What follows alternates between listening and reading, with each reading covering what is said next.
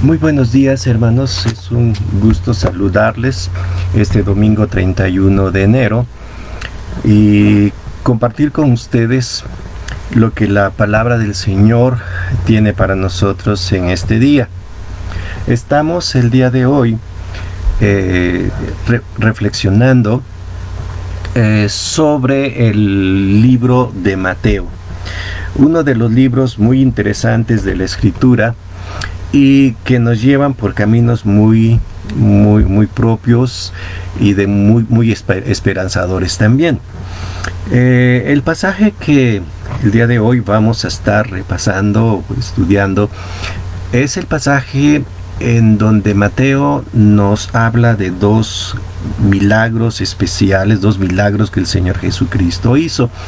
Pero para estudiar este libro, permítanme darles unos datos que sin duda van a ser de mucha ayuda para nuestra ubicación dentro del libro de Mateo. El libro de Mateo es un libro que tiene un enfoque muy especial dentro de la Biblia.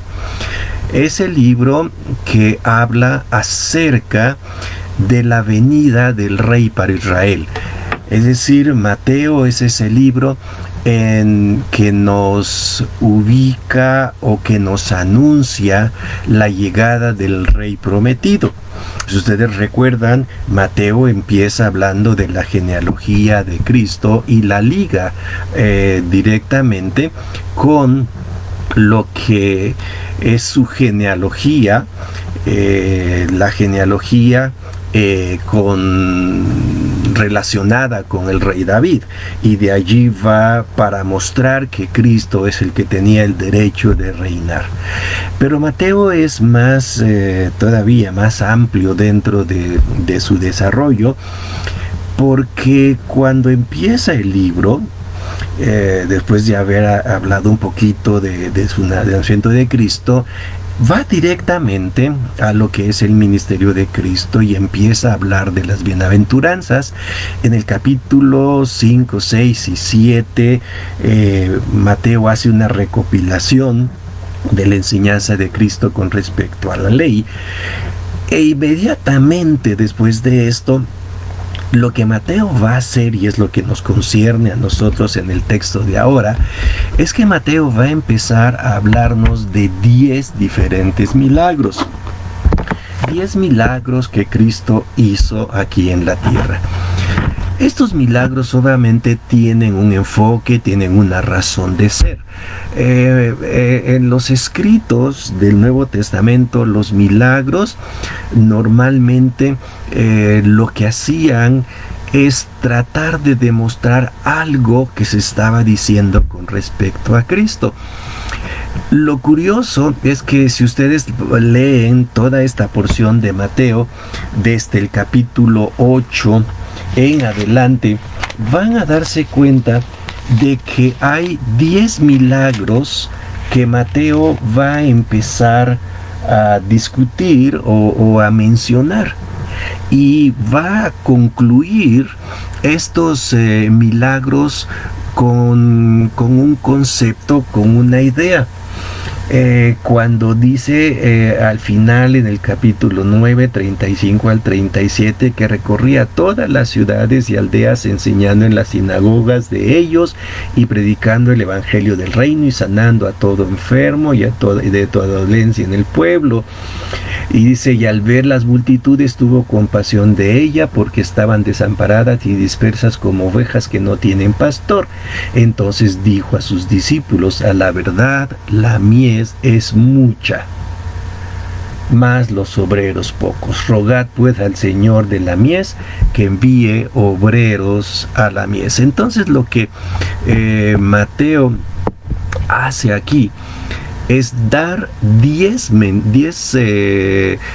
milagros de Cristo que van a demostrar quién era Cristo y que van a dejar en evidencia la gran necesidad que había dentro del pueblo. Si volvemos a estas dos preguntas y decimos ¿quién era Cristo? En el pasaje de Mateo, lo que Mateo va a concluir es que Cristo es el Rey prometido de Israel. ¿Y estos milagros qué tienen que ver con esto?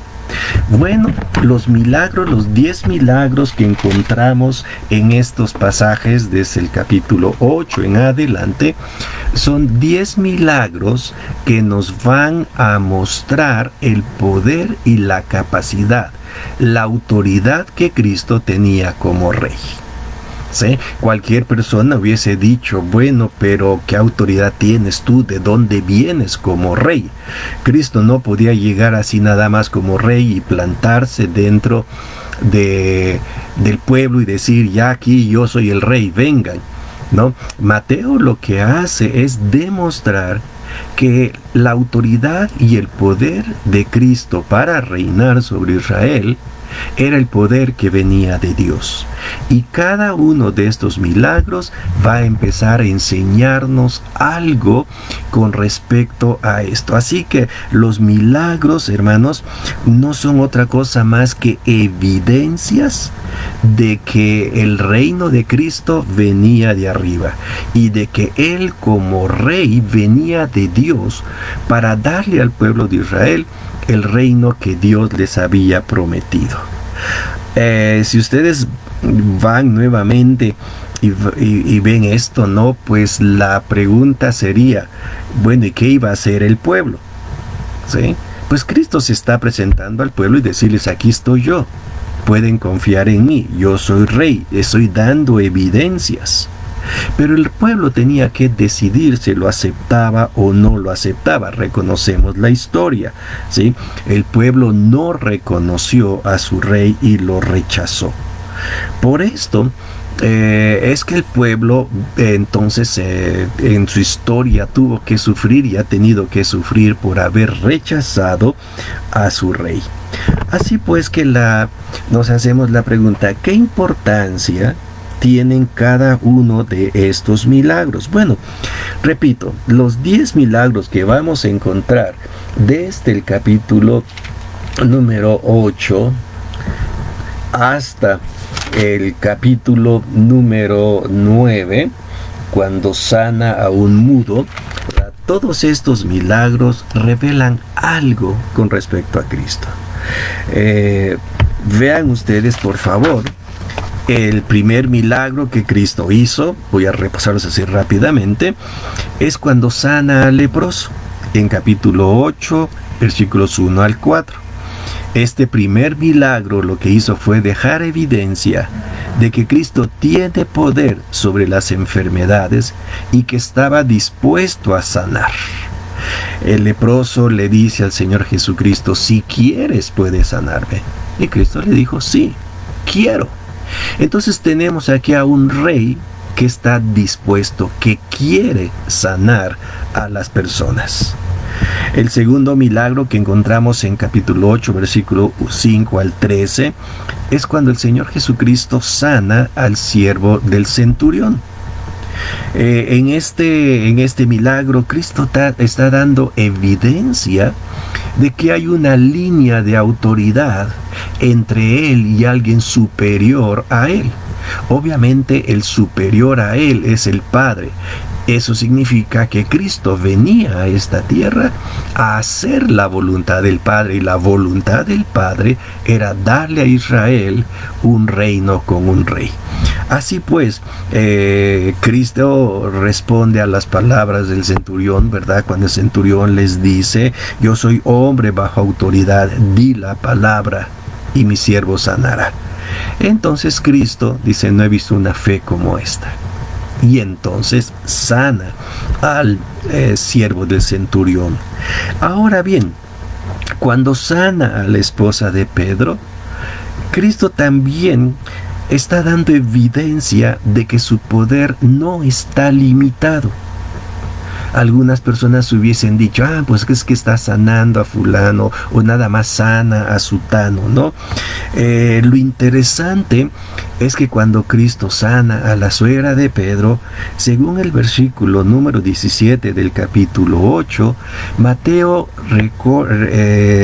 redacta diciendo que él lo hizo porque se hizo cargo de cumplir las profecías. Él viene a sanar a su pueblo, tal como Isaías lo había dicho. El versículo 17 dice: para que se cumpliese lo dicho por el profeta Isaías cuando dijo: Él mismo tomó nuestras enfermedades y llevó nuestras dolencias. O sea, Cristo se hace cargo de todas estas cosas. O sea, para Él son importantes. Así que fíjense, hasta aquí, en estos primeros 3 milagros, hemos encontrado evidencias de que Cristo era el Rey esperado. También está dando evidencias de su poder, de su disponibilidad, de su deseo de ayudar al pueblo al que fue enviado. Ahora, en el pasaje que nos corresponde ver, que es desde este versículo 23 hasta el 34 del capítulo 8, entramos al cuarto y quinto de los milagros que Cristo hizo estando allí en Galilea. El primero de ellos es cuando el Señor Jesucristo calma la tempestad. Dice el pasaje: y entrando en la barca, sus discípulos le siguieron. Y aquí se levantó en el mar una tempestad tan grande que las olas cubrían la barca, pero él dormía. Y vinieron sus discípulos y le despertaron diciendo: Señor, sálvanos, que perecemos.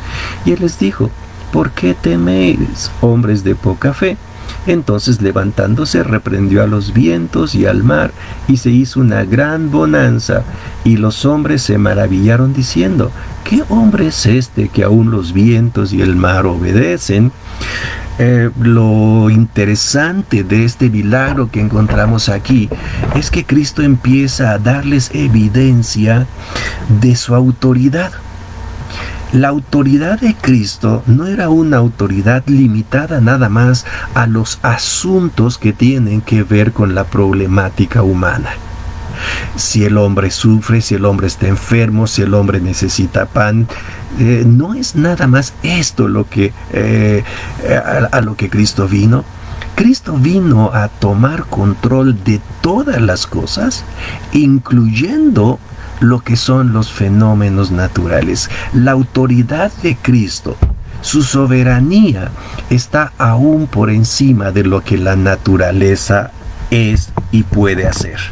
Los discípulos en este cuarto milagro se encontraban con temor mientras el Señor descansaba. Él les demostró que aún la naturaleza misma, los vientos, las olas del mar, todo está sujeto a su voluntad, que Él puede controlarlo todo. Cristo manifestó que como Hijo de Dios, Él está dispuesto a hacer todo lo necesario para ayudar a los suyos. Los discípulos quedaron completamente asombrados al ver que los vientos le obedecían. Y la pregunta fue: ¿qué hombre es este? La respuesta la está dando Mateo en cada uno de los milagros. ¿Qué hombre es este? Pues este hombre no es nada más ni nada menos que el Hijo de Dios, el Rey prometido a Israel, el que viene a tomar control de todo cuanto hay. Él es el que viene a ayudar a su pueblo, el que viene a dar sanidad, pero también el que puede controlar todo lo que es la problemática de la naturaleza. Los vientos, las olas. Si lo tradujéramos nosotros al lenguaje contemporáneo, tendríamos que pensar en otro tipo de problemáticas que de manera natural nosotros vivimos. ¿Puede Cristo controlar lo que es la contaminación? ¿Puede Cristo controlar lo que es el cambio climático? Todas estas cosas están bajo el dominio y el control de Dios. Cristo puede hacer cambios radicales. porque tiene el poder y la autoridad para hacerlo. Entonces Mateo, fíjense, nos lleva con este milagro a hablarnos del gran poder, de la autoridad que Cristo tenía aún sobre la naturaleza. Pero no quedó allí. Mateo todavía introduce un quinto milagro. Y este quinto milagro interesante es un milagro que lo encontramos nosotros grabado en el libro también de Marcos y de Lucas, con algunas variantes. Y es el milagro que todos conocemos como el milagro del endemoniado gadareno, cuando Dios libera a este hombre. Aquí Mateo nos dice que fueron dos. Lucas y Marcos se refieren solamente a uno. Algunas personas preguntan, ¿qué hay contradicción aquí en la Biblia? No, lo que pasa es que sin duda tanto Marcos como Lucas siguieron al endemoniado, o se enfocaron en el endemoniado que habló. Aparentemente el segundo endemoniado estaba completamente callado y no decía nada, sino que había alguien, el otro endemoniado es el que hablaba. En este milagro leemos nosotros: cuando llegó a la otra orilla, a la tierra de los Gadarenos, vinieron a su encuentro 2 endemoniados que salían de los sepulcros, feroces y en gran manera, tanto que nadie podía pasar por aquel camino. Y clamaron diciendo: ¿qué tienes con nosotros, Jesús, Hijo de Dios?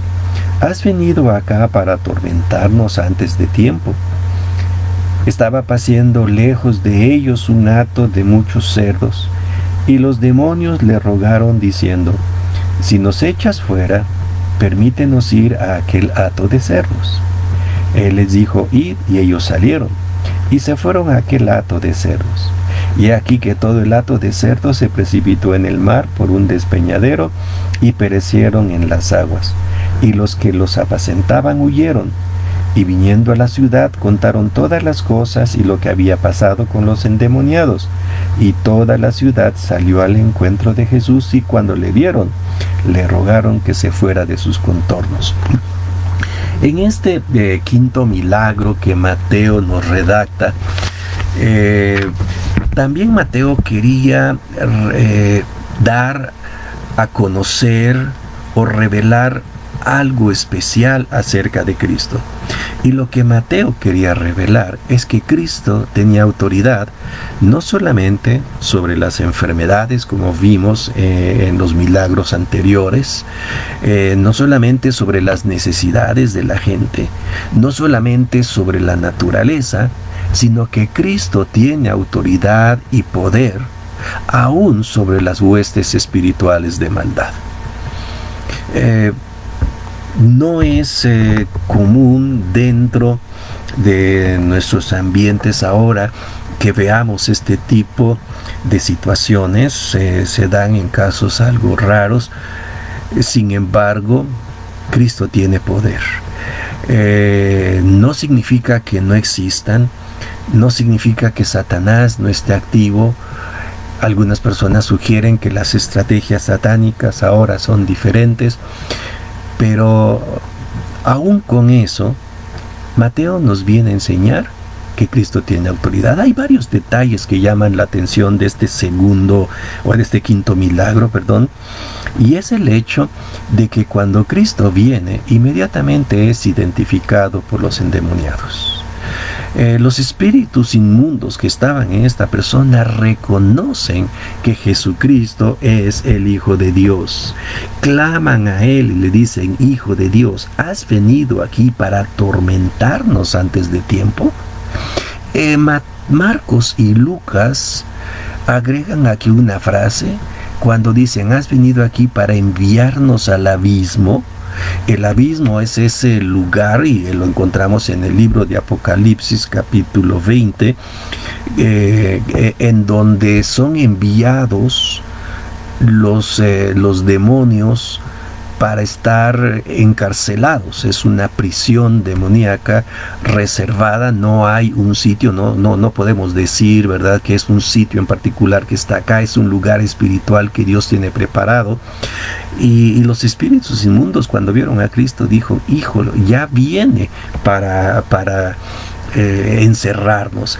Esto nos lleva a pensar que ellos sabían que se iba a desencadenar algo especial y que tenía que ver con el reino de Dios, que Dios iba a hacer algo, y cuando Dios establezca su reino, los primeros que van a sufrir la cautividad divina es Satanás y sus huestes. Es cuando Dios les va a dar el pago.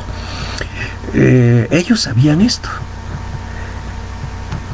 Cristo no les dice que los va a llevar allá o que los va a mandar allá, sino que ellos le ruegan que los deje salir y que se vayan a los puercos. Cristo les dice: váyanse. Con bueno, sabemos la historia, ¿no? Los puercos caen a un precipicio y la gente queda llena de temor.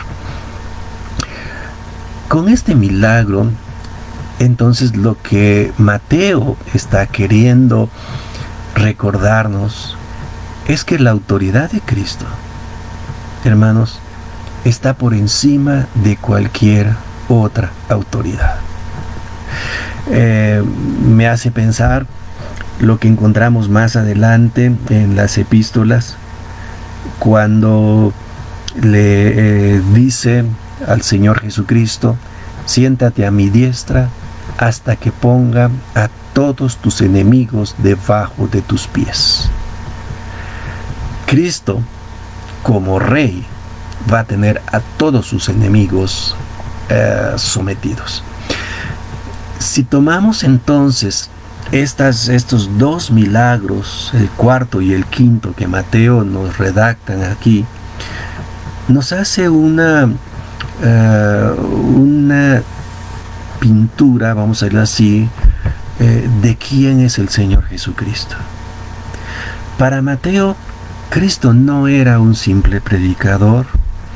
Para Mateo y los discípulos, el Señor Jesucristo no era un enviado, un profeta nada más. Para Mateo, el Señor Jesucristo era el Mesías prometido, que venía a darle al pueblo de Israel la oportunidad de vivir bajo el reino de Dios. Ese es el Cristo que Mateo empieza a mostrarnos aquí en su Evangelio.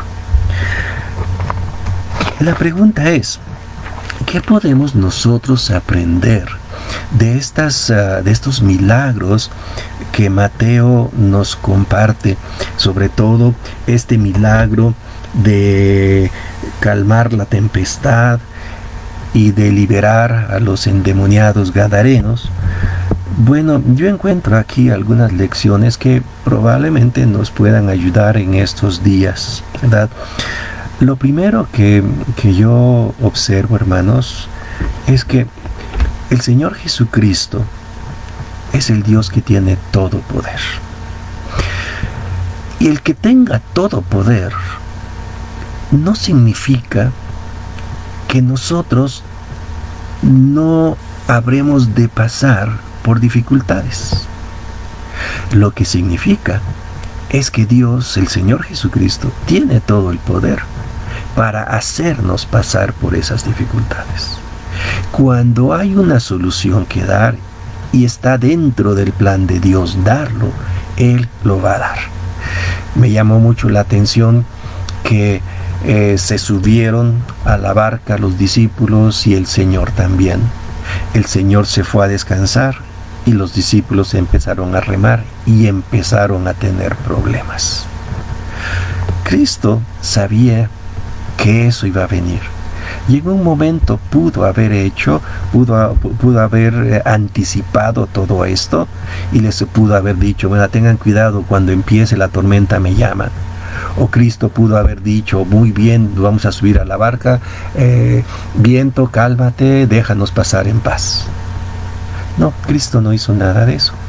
Cristo entró en la barca con los discípulos y cuando el problema se presentó, Cristo apareció. Esto nos muestra, hermanos, que en los problemas que nosotros tenemos en la vida, son los momentos cuando Cristo también va a aparecer. No nos va a dejar solos, Él va a estar con nosotros y va a mostrar su gran poder que Él tiene sobre toda la creación, sobre la naturaleza, sobre las enfermedades, aún el poder que tiene sobre las huestes espirituales. La lucha, entonces, en nosotros va a ser algo constante, ¿sí? Y va a ser algo constante mientras nosotros estemos en este planeta Tierra. Mientras nosotros vivamos, mientras nosotros tengamos vida, vamos a confrontar luchas, problemas, adversidades, como aquellas que tuvimos hace un momento para empezar este devocional, ¿verdad? Sin embargo, Dios tiene las cosas en su control y Dios va a manifestarse y va a trabajar en nuestras vidas. La soberanía de Cristo lo coloca por encima de cualquier poder terrenal o celestial. Hermanos, ese es el Cristo en quien hemos creído. Así que, pues, mi palabra, mi consejo es que enfoquemos la mirada en este Jesús que tiene soberanía absoluta sobre todo, ¿verdad? Y que reaccionemos con lo que Él espera de nosotros. ¿Qué es lo que espera de mí? ¿Qué es lo que espera de ti? Pues espera una fe, pero no espera una fe de carácter intelectual. La fe que espera el Señor Jesucristo es esa fe activa. Si tú lo crees, si tú sabes que es así, empieza a hacer lo que tienes que hacer. Recordemos que la fe dentro de la Escritura siempre se revela como algo activo. Fe equivale a hacer lo que Dios nos manda que hagamos. Si tenemos fe como el centurión la tuvo, ¿sí? El centurión fue y buscó al Señor porque tenía fe, ¿sí? Los discípulos no tenían fe, por eso se amedrentaron y no actuaron. Dios quiere que nosotros reaccionemos en fe. Reaccionemos con fe a lo que nos dice en su palabra. Que reaccionemos con fe hacia la persona de Él. Que recordemos todos esos atributos de Él. Su grandeza, su poder, su infinita autoridad. Y que sigamos adelante en nuestra vida hasta el momento en que Él nos llame a su presencia.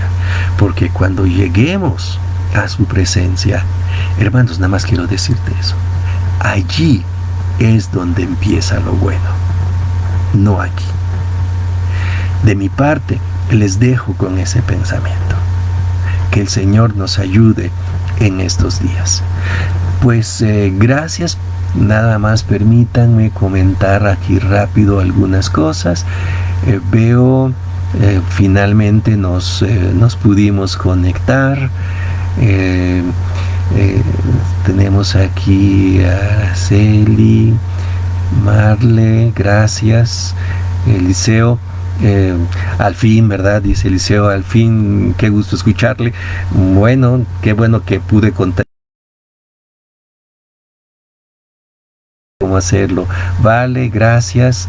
Espero que te toque cantar hoy y te veamos en el servicio. Raquel, también a ti, qué gusto verte. Espero que también tú nos acompañes cantando hoy, si no, pronto en otro servicio. Bueno, hay muchos comentarios aquí, hermanos. Estaba viendo si no había alguna petición de oración. No veo algo. Irma.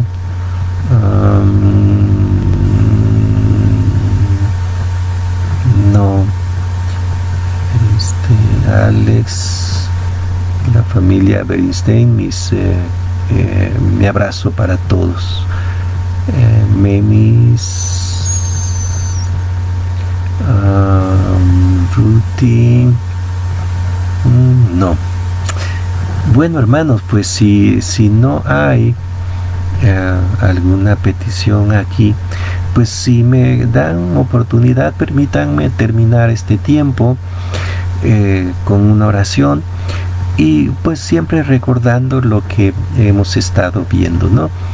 Recordemos que tenemos a un Señor con toda autoridad sobre todo, y que debemos aprender en Él. Sí, Saraí, ¿verdad? Así es. Gracias por tu comentario. Todos son.